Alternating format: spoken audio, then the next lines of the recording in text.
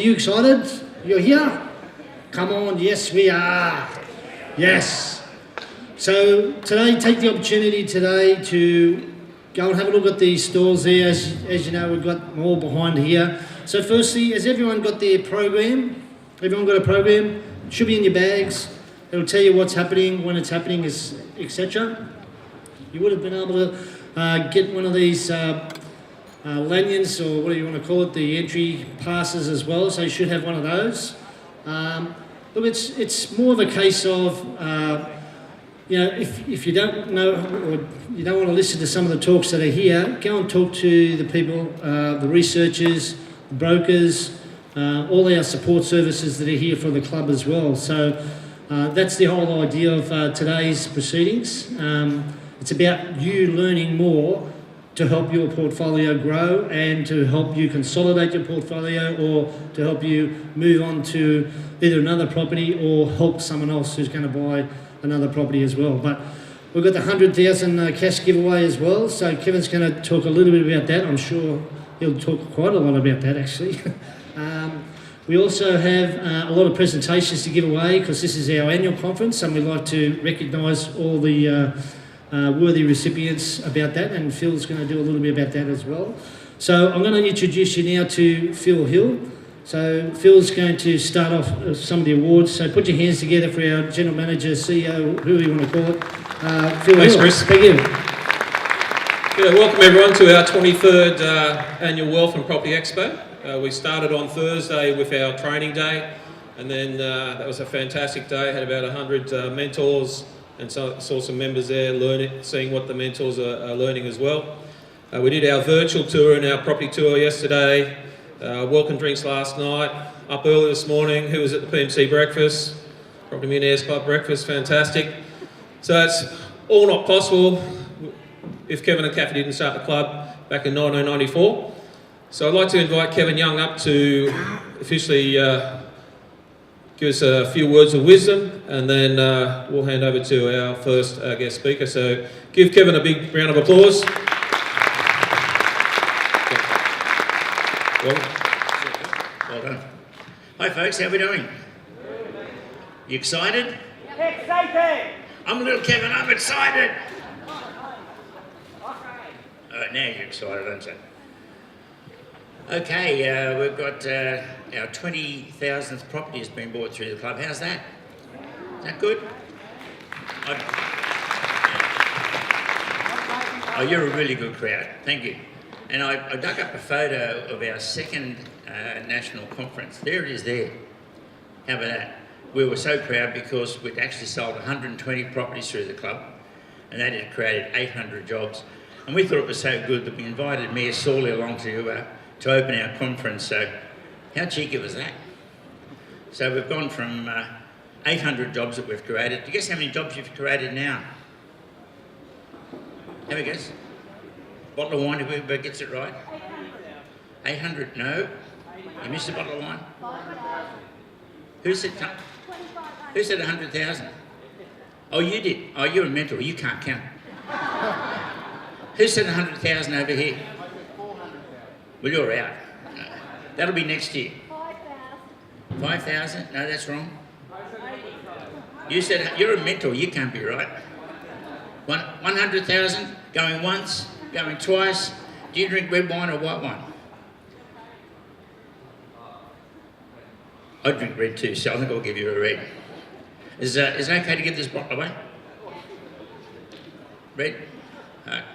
Yes, it's 100,000 jobs that you've helped create. So give yourselves a round of applause. Good man, thank you. So what else have you done? That's actually, in today's dollars, $10 billion worth of sales. $10 billion worth of sales. How's good that for the economy? There'd be no recession, wasn't for us. Come on. Also, how much tax do you reckon you've paid because of those 20,000 properties? Give you a clue, every $500,000 property that you buy generates $200,000 for local, state or federal coffers. 40% of your purchase goes in local, state or federal coffers. So when you don't pay tax because you're buying your property, You really are, because you're paying a lot of, what we've got, GST, we've got stamp duty, we've got council fees and charges, we've got payroll tax, we've got PAYG from those people who are working in the building, and company taxes and those sort of stuff. So you have paid $4 billion in tax. Give yourself a round of applause. Isn't that good? What else have you done? Great. I think that's about all you've done. It's not much, is it, when you think about it? We're lazy. What? We're lazy. We're lazy. We're going to make up for it this time. We're going to buy a lot of property, and everyone's going to retire free of the pension, aren't they? Does anyone want to retire on the pension? No. So what we've done a really good job with our researchers, with the builders, getting some fantastic deals for you to make it easy. Yes, my dear? Yep. Righto. So, give you an idea. Anyone from Western Australia? Yes. Hands up. We've got 18,000 of our members come from Western Australia. So Western Australians, did you hear it? Yes. Oh, that's pretty weak. Yes? Yes. All right. 17,000 of our members come from Brisbane. So anyone from Brisbane? Let me hear a yes. Oh, that's bloody pathetic. Come on. Tasmania can do better than that. Tasmania, you've got 300 members, and we've got 3 here tonight. So let's hear from you. Oh, you're leaving for dead. Well done. New Zealand, we've got 1. Yay! Yay! Well done, New Zealand. Victoria, 7,000. New South Wales, 12,000. Yeah, now you got it. They're good. All right, in 2004, there was an election held in Brisbane. Oh, South Australia.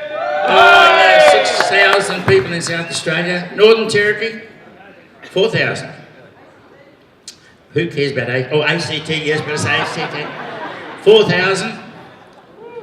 Right, in 2004, there was an election held in Brisbane for the control of the council, of course, and one party had a vision for bridges and tunnels, and the other party campaigned on not doing that.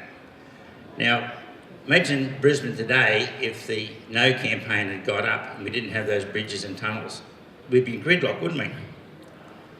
Yes, we would. Come on, say yes, we would. All right. Would you like to meet the man that was responsible for that visionary, look forward and see what our problems were and get in and invest in the future of Brisbane? Yes. Right. Would you like to meet the dynamic Lord Mayor, Graham Quirk?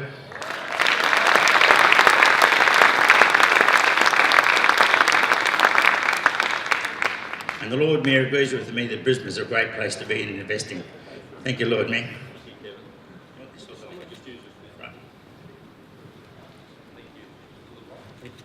Well, good morning, ladies and gentlemen, and thank you very, very much for having me here this morning. I always just commence by acknowledging traditional custodians and extending my respects to elders past and present, and of course want to acknowledge founder in Kevin and Kathy Young, and your CEO in Phil Hill. But to all of you, whether you're from Brisbane, Queensland, or throughout Australia or beyond, we welcome you here today.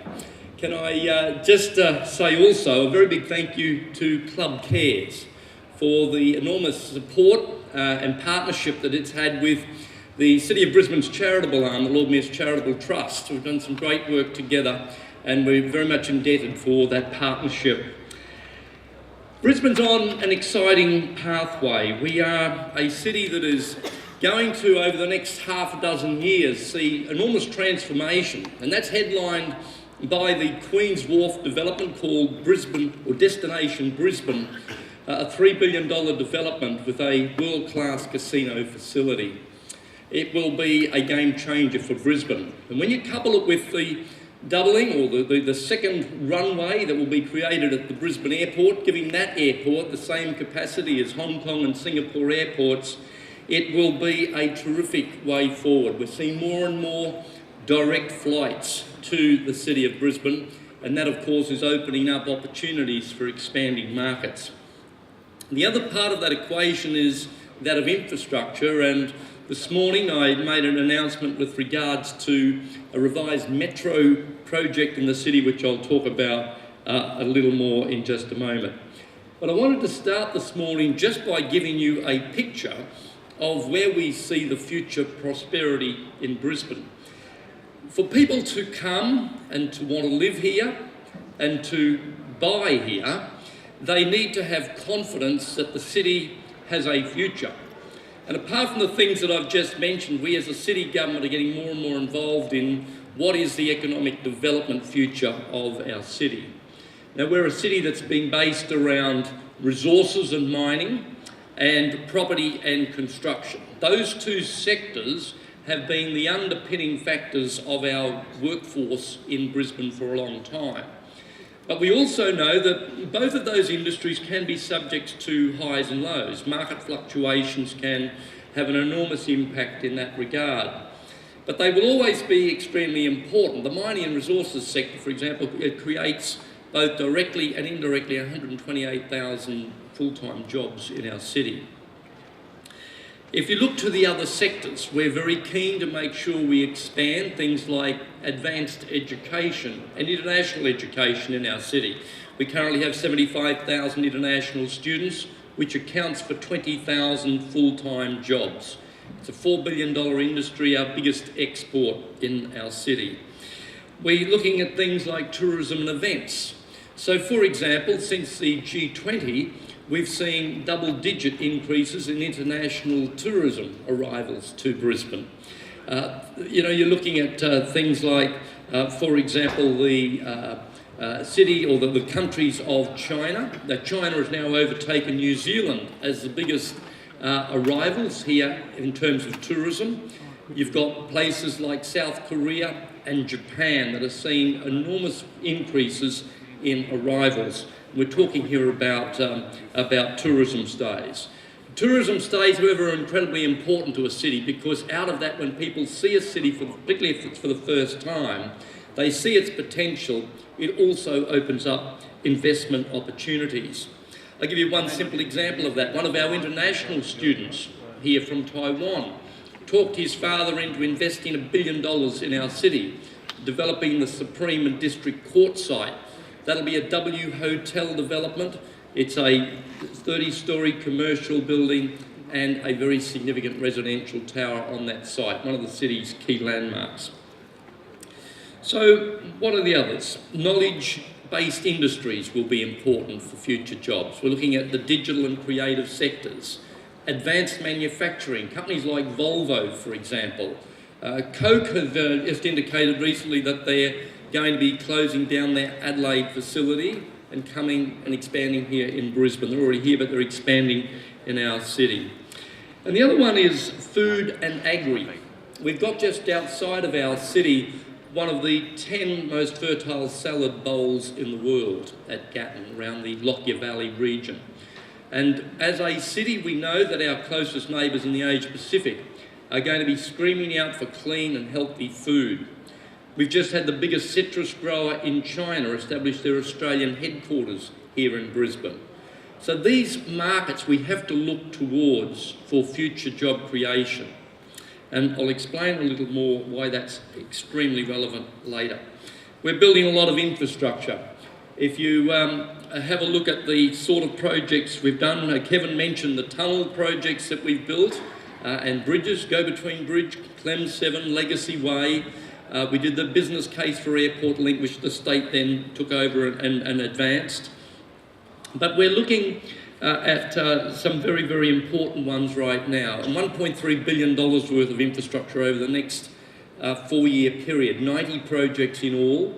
Kingsford Smith Drive being the biggest of those. And we're not just building a road there, we're building an entry statement because we are expecting the cruise ship terminal here will go from its current site at the Port of Brisbane to across the other side of the river. It will be a much more, better entry statement around that precinct. We're creating what will be an entry statement along Kingsford Smith Drive. Telegraph Road, Inner City Bypass, and Wynnum Road are all major projects that we're doing over the next few years.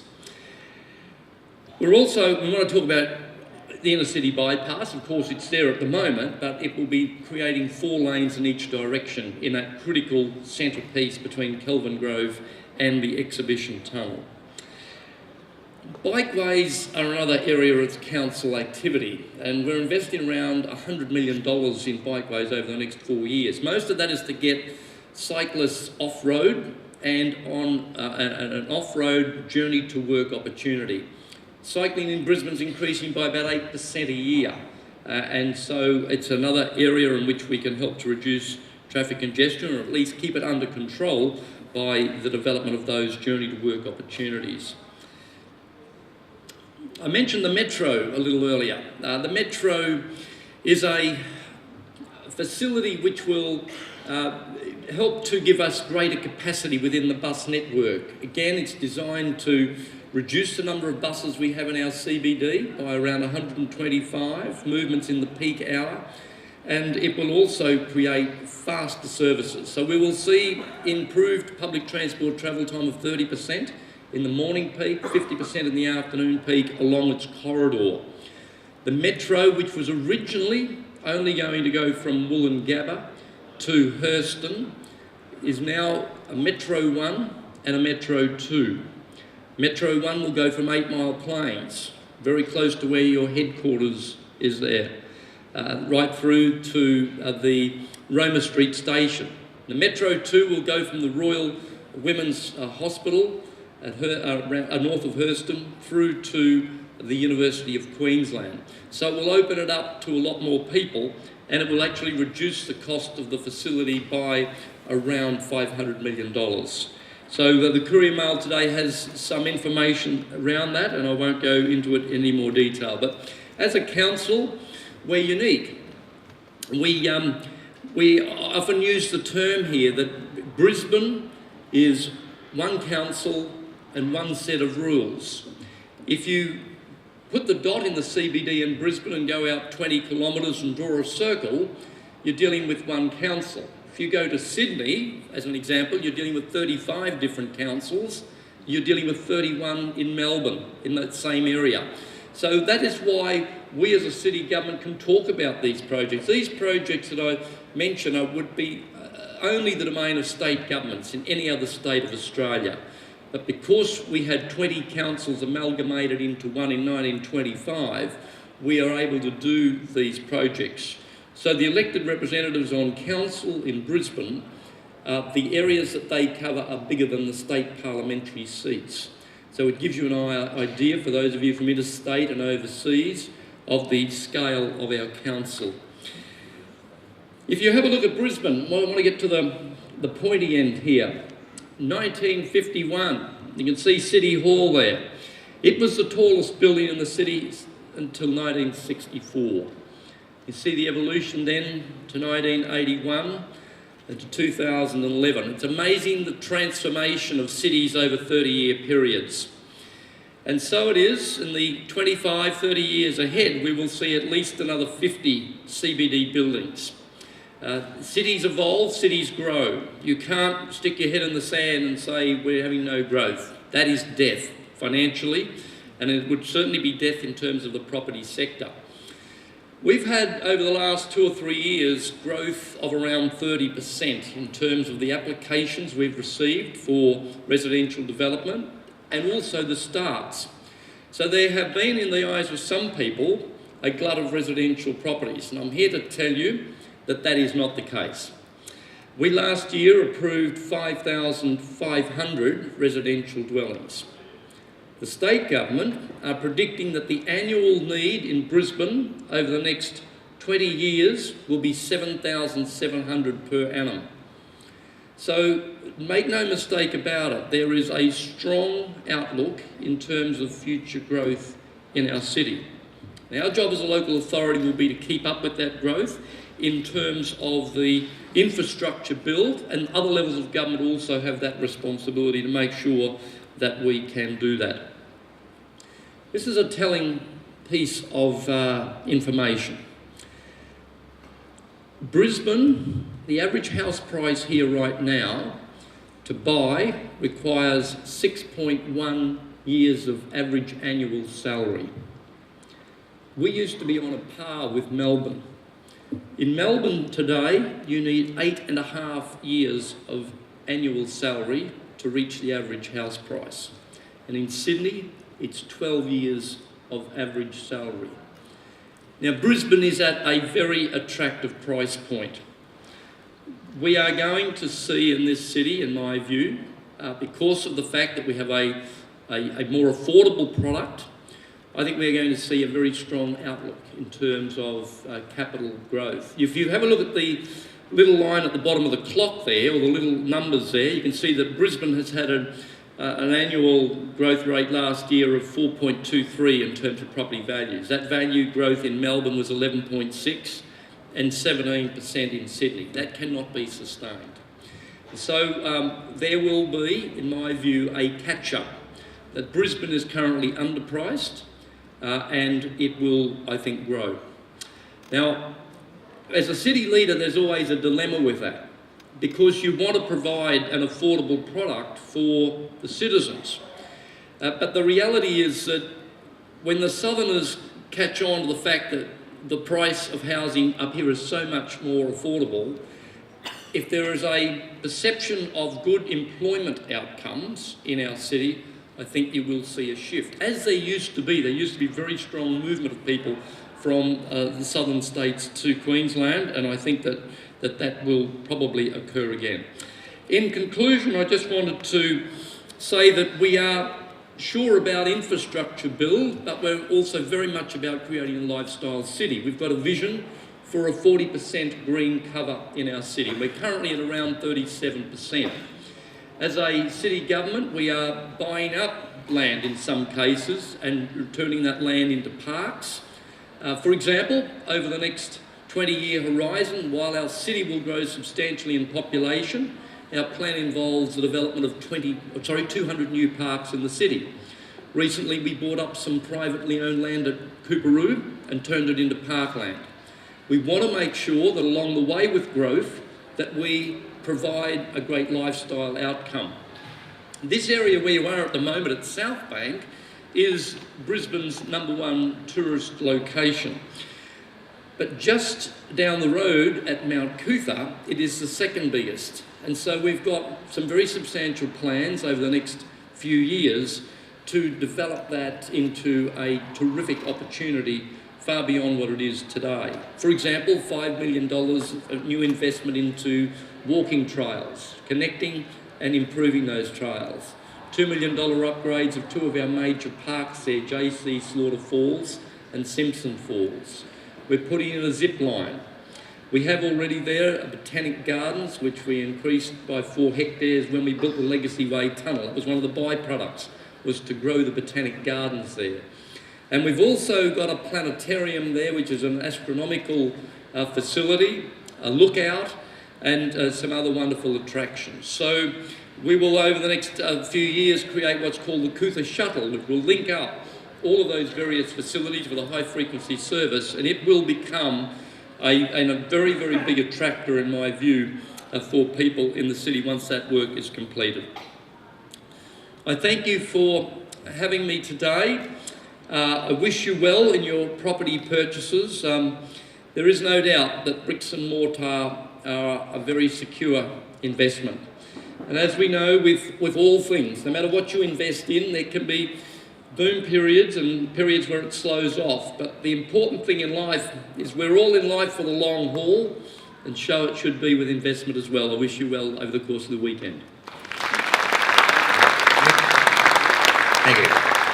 I wonder if I could take a bit more of your time. We've got to cut a ribbon, and last time we were here you showed me how to do that. Can you show me again? I'm a slow learner. And then two other favours. We mentioned we've made 20,000 property purchases in the club. Would you like to know who the 20,000th person was? I can't hear you, so they obviously don't want to hear it. Yeah. They do? Would you like to know who it is? Can we put it up on the screen? Guess who it is? Screen. No, not that one. Dr. Richard Lafont, would you like to come up the stage, please?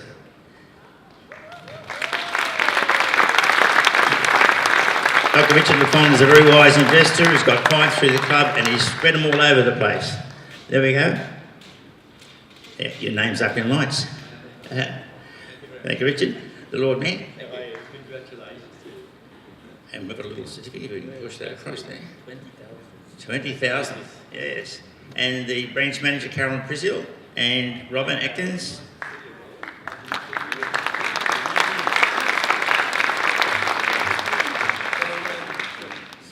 So Frederick, you're Dr. Frederick Lafon.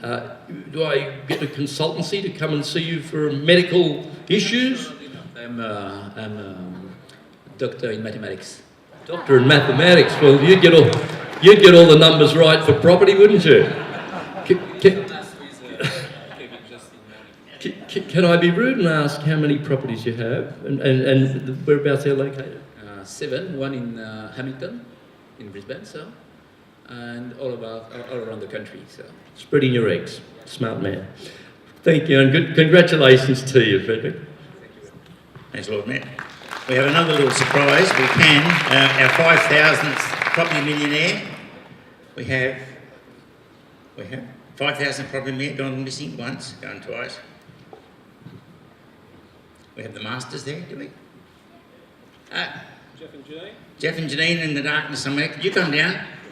And we'd ask the Lord Mayor if he can give you recognition of your 5,000th millionaire. And this is a great achievement because no one else in the world has achieved as many millionaires as we have in the club, or you have. So give yourselves a round of applause. Now, we're record makers of millionaires. Lord Mayor, this is Jeff and Janine Masters. Very proud to say they're our 5,000th millionaire.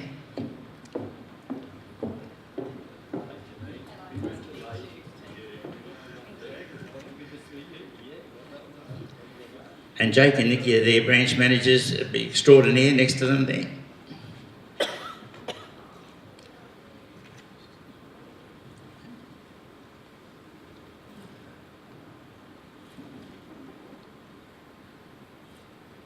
And Jake and Nikki, Lord Mayor, are also the presidents of our Young Investors Club. And apparently you and I can't join the Young Investors Club because we're over 35. They're doing a fantastic job. Right. Well, Lord Mayor, I think I've got to give you some wine, and I know you don't. I know you don't drink it, but I'll be available any time to show you how to do that. If you can show me how to cut the ribbon, I'll show you how to drink that.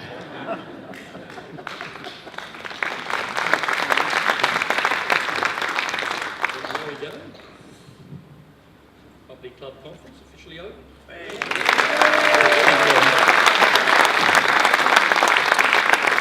The Lord Mayor is extremely busy and he's going to make a very important announcement very shortly to the media and has that appointment to rush off to. So we do appreciate your valuable time. Thank you very much. And this is the second time you've opened it for us, so really appreciate it. Thank you. Thanks, everyone.